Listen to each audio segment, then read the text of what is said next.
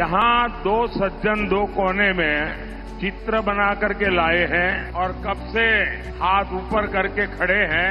आपका हाथ को पेन होगा भैया, लेकिन आप इतने प्यार से लाए हैं और वो भी मेरी माँ का चित्र बना के लाए हैं। और पश्चिम की दुनिया आज मदर्स डे मनाती है। हम भारत के लोग तो 365 दिन माँ की भी पूजा करते हैं, दुर्गा माँ की भी पूजा करते हैं, काली माँ की भी पूजा करते हैं और भारत माता की भी पूजा करते हैं।